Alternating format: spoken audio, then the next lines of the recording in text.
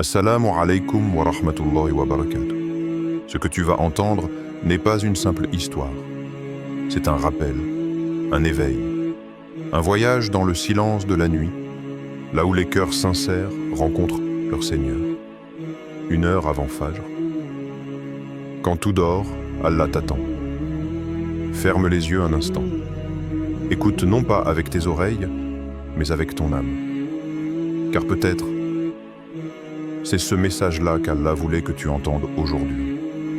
Il y a 1 heure avant Fajr, 1 heure qui semble insignifiante pour le monde, mais qui a plus de valeur qu'une vie entière pour celui qui la comprend. Quand les bruits s'éteignent, quand les lampes s'éteignent, quand le cœur cesse de courir après ce bas monde, il reste ce silence. Un silence qui n'est pas vide, mais plein. Plein de présence, plein de paix, plein d'Allah. Dans ce moment suspendu, même l'air semble plus léger. Les feuilles ne bougent plus, le vent se tait, la lune veille. Et dans ce calme presque irréel, il y a des âmes qui se lèvent doucement, sans bruit. Elles ne sont pas nombreuses, mais Allah les connaît toutes. Elles marchent vers l'eau pour se purifier, non pas pour être vues, mais pour être présentes devant lui. Il y a quelque chose d'indescriptible dans ces minutes avant l'aube. C'est comme si le monde entier retenait son souffle, comme si les anges suspendaient leur vol, comme si le ciel s'inclinait vers la terre. Et dans ce silence, un murmure traverse l'univers. Qui m'appelle afin que je lui réponde? Chaque nuit, oui, chaque nuit, Allah descend au ciel le plus proche de nous. Pas une fois par an, ni durant le Ramadan seulement. Chaque nuit, il descend et appelle. Mais la question est, qui répond? As-tu déjà senti ton cœur se réveiller avant ton corps?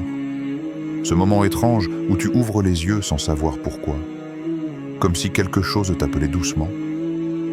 Ce n'est pas le hasard. C'est peut-être ton âme qui entend ce que ton corps ignore. C'est peut-être ton Seigneur qui t'invite à ce moment précis à venir à lui. Allah dit dans le Coran, et pendant une partie de la nuit, prosterne-toi devant lui et glorifie-le longuement durant la nuit. Sourate Al-Insan 76-26. Ce verset n'est pas une obligation, c'est une offre d'amour. Une invitation secrète adressée à ceux qui veulent être plus qu'endormis. À ceux qui veulent être éveillés, non pas seulement dans ce monde, mais dans leur cœur. Imagine, pendant que tout le monde dort, Allah t'observe. Pas pour te juger, mais pour t'écouter, pour t'accueillir, pour te donner ce que personne ne peut te donner. Dans cette heure, les promesses prennent forme, les destins s'écrivent et les âmes se purifient. Il y a ceux qui prient, ceux qui pleurent, ceux qui se taisent et ceux qui simplement regardent le ciel en disant « Ya Allah, je ne sais même plus quoi te dire, mais tu connais mon cœur. » Et c'est suffisant. Car à cette heure, ce n'est pas la longueur de ta prière qui compte. C'est la sincérité de ton soupir. Le silence avant Fajr n'est pas un vide. C'est un miroir. C'est l'instant où ton âme se reflète telle qu'elle est, sans masque, sans bruit, sans prétention. Tu n'as plus besoin d'impressionner personne. Tu es nu devant ton Créateur, et pourtant, jamais tu n'as été aussi couvert de sa miséricorde. Le prophète avait l'habitude de se lever, même quand la nuit était froide, même quand la fatigue pesait sur lui. Et il disait « Ô Allah, Seigneur de Jibril, de Mikaïl et d'Israfil, toi qui sépares le vrai du faux, guide-moi dans les divergences, par ta permission, vers la vérité que tu veux. » Regarde la beauté de cet instant. Le plus aimé d'Allah se lève, non pas pour être vu, mais pour se rapprocher. Il savait que dans cette heure, Allah est plus proche que jamais. Et toi, quand le monde te pèse, quand tes prières semblent muettes, as-tu essayé de te lever à cette heure? As-tu déjà parlé à Allah sans formule, sans mots savants, juste avec ton cœur brisé? Parce que parfois, ce que tu cherches dans les gens, dans la fortune, dans le futur, se trouve simplement dans un sajda, dans le noir, avant Fajr. Allah dit « Et invoque ton Seigneur humblement et en secret. Il n'aime pas les transgresseurs. » Sourate Al-Araf 7, 5. 5, 25. Dans le secret, il y a la sincérité. Et dans la nuit, il y a une lumière que le jour ne connaît pas. Cette lumière ne se voit pas avec les yeux, mais elle illumine les âmes. Peut-être que ce que tu cherches depuis des années, la paix, la réponse, la direction, ne viendra pas d'un signe extérieur, mais de cette heure avant Fajr que tu as toujours négligée. C'est dans cette heure que ton cœur devient un champ fertile. Tu y plantes tes invocations, et le jour, elles commencent à germer. Tu n'entends peut-être pas encore le fruit pousser, mais Allah, lui, l'arrose déjà. Alors, quand la prochaine nuit viendra, et que ton cœur se réveillera sans raison, ne te rendors pas, car ce n'est pas le hasard. C'est l'appel du silence, l'appel d'Allah, celui qui descend au ciel le plus proche, celui qui dit encore, inlassablement, « Qui m'appelle afin que je lui réponde ?» Il y a des actes que le monde ne voit pas, des gestes discrets, faits dans la pénombre, mais qui illuminent le ciel. Ce sont les actes des cœurs éveillés. Ceux qui ont compris que la véritable grandeur ne se mesure pas à ce que les hommes applaudissent, mais à ce que les anges écrivent. Cet acte n'a pas de titre officiel, pas de spectacle, pas de témoin. Il commence dans le silence, avec une intention simple. « Ya Allah, je veux être proche de toi. » C'est le moment où tu ouvres ton cœur avant le lever du soleil, où tu t'assois, le regard baissé, les paumes tournées vers le ciel, non pour demander le monde, mais pour demander le Créateur du monde. C'est la Salat al-Tahajjud, une prière que peu connaissent dans sa profondeur, et que beaucoup redoutent à cause du sommeil. Mais pour ceux qui l'ont goûtée une seule fois, elle devient une habitude du cœur, une douceur qu'aucune nuit ne peut éteindre. Le prophète disait « La meilleure prière après les obligations, c'est celle de la nuit, Muslim. » Pourquoi ? Parce que c'est la seule prière où personne ne te regarde, où ton intention est nue, pure, vraie. Tu ne pries pas pour être vu. Tu pries parce que tu ne peux plus vivre sans lui. As-tu déjà ressenti cette paix quand tu poses ton front sur le sol et que ton cœur, au lieu de se plaindre, se repose? Quand les mots s'arrêtent et qu'il ne reste que le souffle, la présence, le dhikr intérieur. C'est dans ces moments que les anges écrivent ton nom dans la lumière. Et chaque sajda devient une graine plantée dans ton paradis. Mais parfois, cet acte n'est pas seulement une prosternation, c'est un dialogue, un échange entre ton âme fatiguée et ton Seigneur bienveillant. Tu ne dis pas toujours « aide-moi ». Parfois tu dis simplement « regarde-moi ». Ya Rab, je suis là. Et c'est assez. Car Allah n'attend pas de toi la perfection. Il attend ta présence. C'est cela, l'acte caché. Un cœur qui choisit Allah dans l'obscurité, alors que le monde choisit le sommeil. Allah dit dans le Coran, « Levez-vous donc la nuit, une partie seulement, afin que ton Seigneur t'élève à un rang noble. » Surat Al-Isra, 17, 79. Regarde bien ces mots, afin que ton Seigneur t'élève. Tu ne te lèves pas pour mériter un titre, ni pour impressionner, mais pour que lui t'élève. Pas dans le monde, mais dans le cœur. Et quand Allah élève une âme, aucune épreuve ne peut la briser.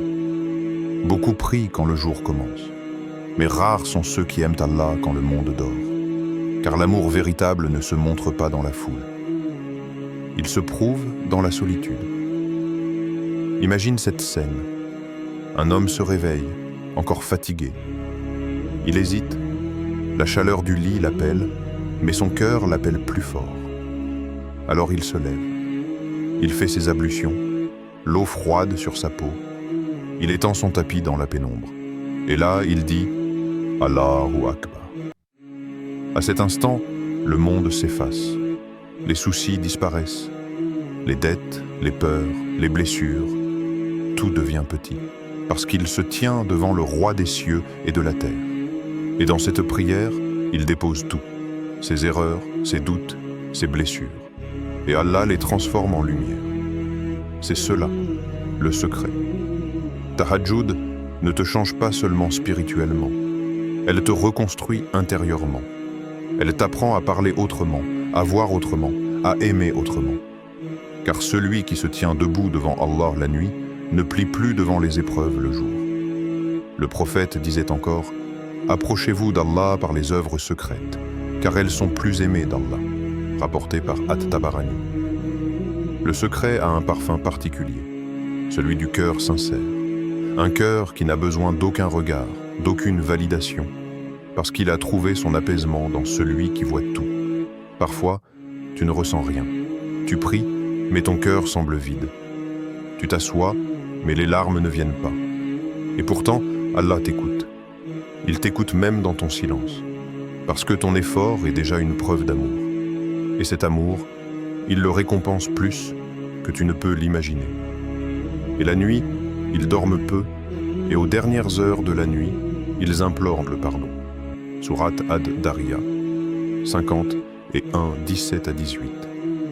Ces versets décrivent ceux qui ont compris le secret. Ils dorment, oui, mais pas toute la nuit. Ils se lèvent, non pas pour le monde, mais pour celui qui a créé la nuit elle-même. Quand tu te lèves avant Fajr, tu n'es pas seulement un priant. Tu deviens un confident du divin. Tu rejoins une lignée d'âmes éveillées. Les prophètes, les saints, les repentants, les amoureux d'Allah. Tu entres dans le cercle des âmes qui dialoguent avec le ciel. Alors, la prochaine fois que ton cœur te réveille avant l'aube, ne cherche pas une raison. Ne cherche pas une preuve. Cherche simplement Allah. Et car c'est lui qui t'a choisi. Et celui qu'Allah choisi pour Tahajjud n'a pas été oublié, mais invité. Il était un homme ordinaire, ni savant, ni imam, juste un homme que la vie avait fatigué. Ses prières semblaient se perdre dans le silence. Ses invocations, il les répétait sans y croire vraiment. Chaque jour, il espérait un signe du ciel. Mais le ciel restait muet. Un soir, le poids de ses échecs et de ses blessures l'empêcha de dormir. Son âme était lourde, son cœur vide. Alors il s'assit sur le bord de son lit, dans l'obscurité. Tout le monde dormait. Mais quelque chose, au fond de lui, ne voulait plus fuir. Il regarda l'heure. Il restait 1 heure avant Fajr. Il ne savait pas que cette heure était celle où Allah regarde les cœurs les plus sincères. Sans savoir pourquoi, il posa ses mains sur son visage et murmura « Ya Allah, je ne sais plus comment t'appeler, mais je sais que j'ai besoin de toi. » Pas de prière longue, pas de versets récités avec éloquence, juste un cœur brisé et une âme qui revenait vers son Seigneur. Les larmes commencèrent à couler, doucement. Et dans ce silence sacré, quelque chose changea.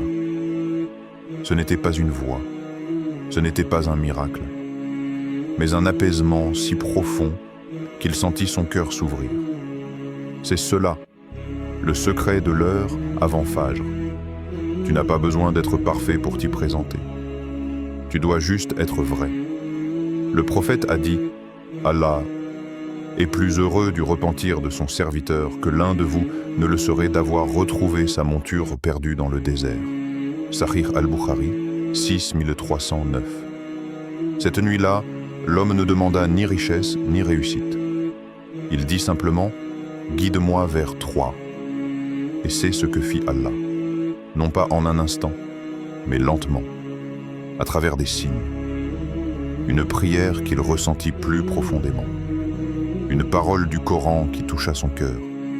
Une paix qui se fit plus présente dans son quotidien. Parce qu'Allah n'oublie jamais celui qui revient à lui. Même quand tout semble fermé, il ouvre une porte que personne ne voit. Allah dit « Et quiconque place sa confiance en Allah, il lui suffit. » Sourate At-Talaq, 65-3. Et c'est ainsi que son histoire changea. Non parce que le monde extérieur s'était transformé, mais parce que son regard sur ce monde avait changé. Il ne vivait plus dans l'attente de ce qu'il voulait, mais dans la gratitude pour ce qu'Allah lui donnait. Chaque nuit suivante, il se levait un peu plus tôt, non plus pour demander, mais pour remercier. Et dans le secret de ces heures silencieuses, il comprit que le miracle n'était pas dans la réponse, mais dans la présence. Toi aussi, peut-être, tu vis ce silence d'Allah. Tu pries, tu demandes, et rien ne vient. Mais as-tu déjà pensé que ce silence est peut-être sa réponse? Que parfois, Allah ne te prive pas. Il te prépare. Il t'invite à revenir à lui, dans le calme avant l'aube, à déposer ton masque, à laisser tomber tes excuses, à t'asseoir devant lui comme un enfant devant son père. C'est dans cette heure que naissent les âmes fortes, celles qui ne prient pas pour obtenir, mais pour appartenir. Celles qui comprennent que le véritable exaucement, c'est quand ton cœur retrouve la paix en disant « Hasbi Allah, Allah me suffit ». Et toi, si tu te réveilles 1 heure avant Fajr, ne te recouche pas tout de suite. Ferme les yeux, respire, et dis-lui « Me voici, Ya Rab ». Peut-être que cette simple phrase changera le reste de ta vie. Car Allah dit encore « Et quand mes serviteurs t'interrogent sur moi, alors je suis tout proche. J'exauce la prière de celui qui m'invoque lorsqu'il m'invoque. » Sourate Al-Baqarah 286. Et cette proximité, ce n'est pas une promesse lointaine. C'est une réalité, chaque nuit, dans le dernier tiers, quand la terre dort et que le ciel s'ouvre. L'homme dont je te parle, c'est peut-être toi, ou celui que tu seras, la prochaine fois que ton cœur te réveillera avant Fajr. Et toi, que feras-tu avant Fajr?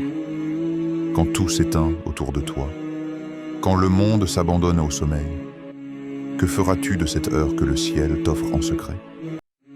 Chercheras-tu encore les écrans pour combler ton vide? Ou chercheras-tu ton Seigneur, celui qui ne t'a jamais abandonné? As-tu remarqué? Certains réveils ne sont pas dus au hasard. Parfois, tu te réveilles en pleine nuit sans raison. Ton cœur bat un peu plus fort, ton âme semble t'appeler doucement. Et si c'était Allah qui voulait te parler?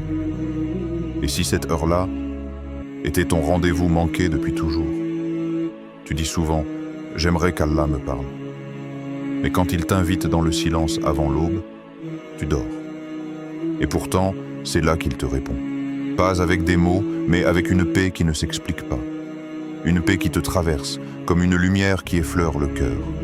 Allah dit « Et prosterne-toi davantage pendant la nuit, et glorifie-le longuement pendant la nuit. » Sourate Al-Insan 76-26. Ce verset n'est pas une contrainte, c'est un appel d'amour. C'est comme si Allah te disait « Je t'ai laissé dormir pour que ton corps se repose, mais je t'ai réveillé pour que ton âme vive. » Imagine cette scène. Tu es seul dans ta chambre, le monde s'est endormi. Tu poses ton tapis, l'air est frais, silencieux. Tu prononces Allahu Akbar, et soudain, tu sens que tout s'aligne, comme si le ciel s'ouvrait, comme si chaque mot que tu disais montait directement vers lui. Ce n'est pas une illusion, c'est une réalité spirituelle. À cette heure, les anges sont témoins, le ciel est attentif et Allah est tout proche. Alors pourquoi continuer à ignorer ce moment où les portes du ciel sont grandes ouvertes? Et si c'était à ce moment que ton destin changeait? Et si c'était cette nuit-là qu'Allah décidait d'écrire une nouvelle page pour toi? Une seule prosternation peut transformer toute une vie. Une seule larme, tombée dans le secret de la nuit, peut éteindre des années de fautes. Parce qu'à cette heure, tu n'es plus un simple croyant, tu es un invité d'Allah. Ne dis pas « je ne suis pas prêt ». Ne dis pas « je ne suis pas digne ». Celui qui t'appelle, c'est tout de toi. Il connaît tes péchés, tes luttes, tes faiblesses. Et pourtant, il t'appelle quand même. Parce qu'il voit dans ton cœur une lumière que toi-même tu ne vois pas encore. Dis-sobo. Dis. Ô mes serviteurs qui avez commis des excès à votre propre détriment, ne désespérez pas de la miséricorde d'Allah, car Allah pardonne tous les péchés. Il est Kaptarté, le pardonneur, le très miséricordieux, Sourate Az-Zumar 39-53. Ces mots sont pour toi, oui, toi, celui ou celle qui pense que c'était trop tard, celui qui se sent loin, perdu, sale de ses fautes.